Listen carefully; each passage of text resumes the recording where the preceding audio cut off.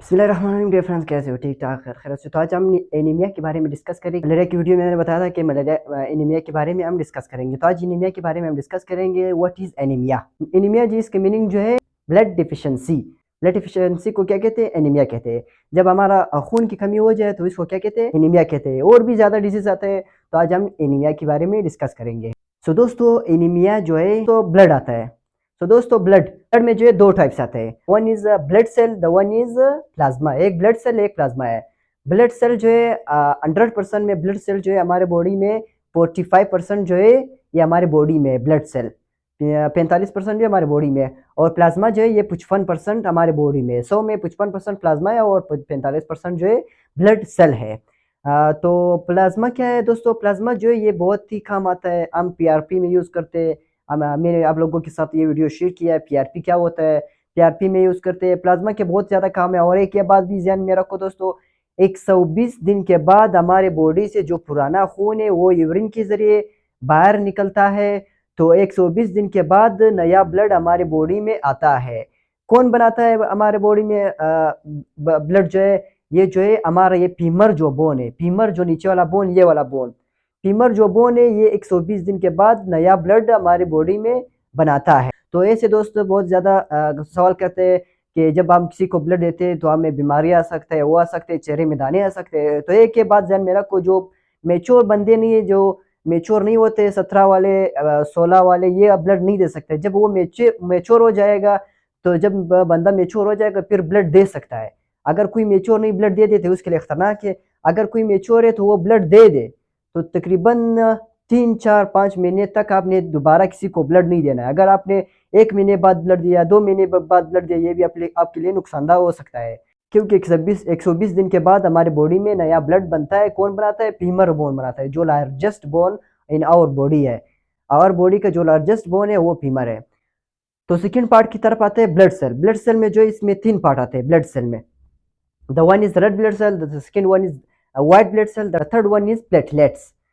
पहला जो है रेड ब्लड सेल है। रेड ब्लड सेल जो है बॉडी में जो है ऑक्सीजनेटेड काम भी करता है और डीऑक्सीजनेटेड काम भी करता है। तो ब्लड बहुत ही ज्यादा परफॉर्म हमारे बॉडी में अदा करता है। विदाउट ब्लड हम सांस भी नहीं ले सकते, जिंदा भी नहीं रह सकते हैं। इसमें हीमोग्लोबिन होता है। सही है दोस्तों। हीमोग्लोबिन जो है, हीमो का मतलब जो आयरन, ग्लोबिन का मतलब है प्रोटीन। आयरन और प्रोटीन से मिलकर क्या बना है? आरबीसी बना है। आरबीसी से क्या बना है? ब्लड सेल बने हुए हैं। सो ये रेड ब्लड सेल का काम ये है, खून का काम यही है कि हम जिंदा इसकी वजह से हो सकते हैं, सांस ले सकते हैं। सेकेंड की तरफ आते हैं जो व्हाइट ब्लड सेल है, डब्ल्यूबीसी है। व्हाइट ब्लड सेल का काम ये, जब मेरा ये जगह जो है, ये जगह ये जगह जो है कट हो जाए, आपको दिख जाए कहीं से खून निकल गया, तो व्हाइट ब्लड सेल का काम क्या है? व्हाइट ब्लड सेल जो है जब हमारे बॉडी में या मुंह के जरिए, नाक के जरिए, तो जब हमारे बॉडी में जो है बैक्टीरिया अंदर आ जाए, पैथोजन अंदर आ जाए, या वायरस अंदर आ जाए, तो व्हाइट ब्लड सेल का काम ये है कि उसके ऊपर अटैक करवाना। जैसे कि एक मिसाल देता हूँ, हमारे मुल्क के इर्द गिर्द जो आर्मी फौज वगैरह खड़े होते हैं, हमारी हिफाजत करते हैं। हमारे बॉडी भी एक मिसाल उठाओ इसी तरह है। ये हमारे जो आर्मी और फौज है, ये व्हाइट ब्लड सेल है। जब दुश्मन आते हैं अंदर, जैसे बैक्टीरिया, वायरस, तो इसके साथ अटैक करवाता है। जब अटैक करवा देता है तो उसको खत्म करके ये जो वायरस, बैक्टीरिया है, या ये जो है पसदाने से निकल जाता है या पेशाब के जरिए से निकल जाता है, तो ये निकल जाता है। The third one is platelets. Platelets क्या है दोस्तों? प्लेटलेट्स जब मैंने कहा ये अभी ये जगह मेरा कट हो गया, सही, ये जगह कट हो गया किसी चीज से, ये जगह जो इससे खून निकल रहा है, तो प्लेटलेट्स का काम क्या है? ब्लड क्लॉट करना। ब्लड क्लॉट करना किसका काम है? प्लेटलेट्स का काम है। अभी ये जगह कट हो गया तो इससे खून निकल रहा है, तो आहिस्ता आहिस्ता प्लेटलेट्स जो है इस खून को, खून को जो है बंद करवा रहा है। तो इसका काम क्या है? ब्लड क्लॉट करवाना। तो दोस्तों, ब्लड के दो फॉर्म है, ब्लड सेल, प्लाज्मा। फिर प्लाज्मा मैंने बता दिया। ब्लड सेल के जो है फिर 3 पार्ट है, red blood cell, white blood cell और प्लेटलेट्स। ये हमने सारे डिस्कस किया। अभी एनीमिया किस वजह से हो सकता है? एनीमिया जो है प्रेगनेंसी के ऊपर डिपेंड करता है, एक एक्सीडेंट के ऊपर डिपेंड करता है, एक फाइल्स जो बवासीर बीमारी होते हैं उसके ऊपर डिपेंड करता है। तो बहुत ज्यादा और है, जो मैंने आपके साथ 4 5 सिंपल एग्जांपल शेयर किया, तो बहुत वजह से हो सकता है एनीमिया। अभी दोस्तों इसके रिस्क की तरफ आते हैं कि इसके रिस्क क्या हो सकते हैं। पहले जो है ब्लीडिंग की वजह से हो सकता है एनीमिया जो है। जब ज्यादा ब्लीडिंग हो जाए, जैसे एक्सीडेंट में ज्यादा ब्लीडिंग हो जाता है, तो उसकी वजह से भी एनीमिया हो सकता है। प्रेगनेंसी के दौरान भी ये जो है एनीमिया हो सकता है क्योंकि बच्चे को भी खून की ज़रूरत है, माँ को भी खून की ज़रूरत है, तो इस वजह से हो सकता है। डाइट मैंने बताया, जब वो अच्छी भरपूर खुराक नहीं करेगी तो इसकी वजह से भी हो सकता है। और इसके बाद जो है लास्ट जो है इन्फेक्शन की वजह से हो सकता है, इन्फेक्शियस जो डिजीज़ होता है, मैंने जो अगली वीडियो में बताया था मलेरिया जो इन्फेक्शन जैसे इस तरह डिजीज़ होते हैं, इस वजह से भी हो सकता है। अभी साइन एंड सिम्टम्स, इसके अलामात क्या हो सकते हैं कि हम इसको पहचान लें कि इसको वाकई में एनीमिया है। फर्स्ट ऑफ ऑल इसके जो आंख के अराउंड जो है सर्कल बनेगा, ब्लैक सर्कल बनेगा, इसके आंख के अराउंड जो है ब्लैक सर्कल बनेगा।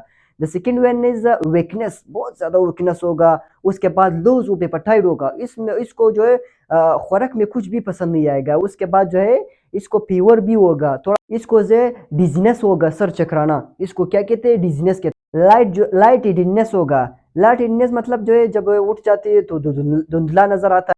उसके बाद जो है ब्लर विजन होगा, जब वो किसी चीज को देखता है तो ब्लर जैसा लगेगा। उसके बाद जो है पट्टिक होगा, थकावट भी ज्यादा होगा, और येलो स्किन, स्किन भी जो है येलो होगा और लूज भी होगा थोड़ा।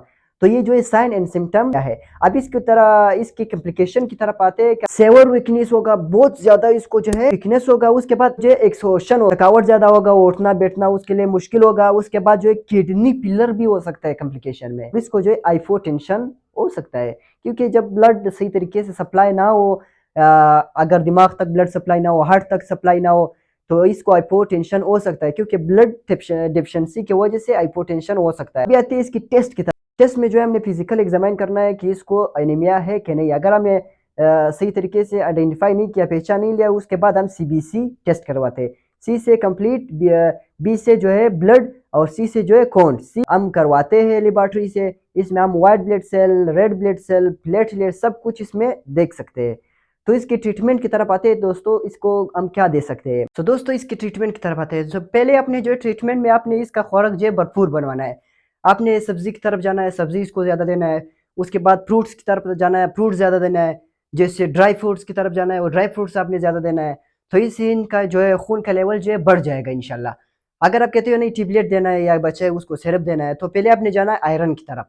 आयरन में जो है आपको फोलिक एसिड भी मिलेगा, इब्रेट भी मिलेगा, पपलविट भी मिलेगा, सिरप के फॉर्म में भी मिलता है और टेबलेट के फॉर्म में भी मिलता है। आपने देना है। उसके साथ उस हेपेटाइट के लिए सिरप और टेबलेट के फॉर्म में आता है मोसीगार। उसके बाद आपने वोमिटिंग के लिए, अगर उसको उल्टी हो रहा है, डोमिल देना है, डिम्पिडोन इसका फार्मूला है, वो देना है।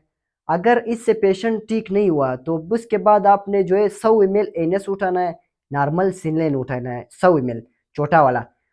वो जब उठा दिया, उसके बाद एक इंजेक्शन आता है पिनोफेर और एरेस के नाम से इंजेक्शन मिलता है, वो आपने उसमें डालना है। ये सिर्फ बड़ों को लगता है, तो ये बहुत हाई डोज हो सकता है।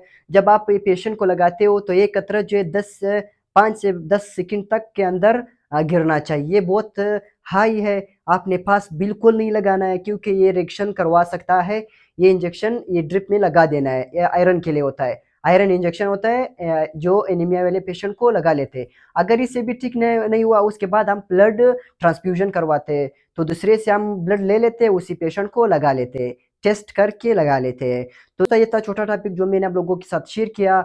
अगर आपको इस तरह वीडियोस पसंद है तो हमारे यूट्यूब को लाजमी सब्सक्राइब करो। हमारे यूट्यूब का नाम जो है स्टडी ऑफ मेडिकल चैनल हमारे यूट्यूब का नाम है। तो इंशाल्लाह मैं इसी तरह वीडियोस बनाता रहूँगा, तो आप लोगों की सपोर्ट चाहिए। अगली वीडियो तक अल्लाह हाफिज़।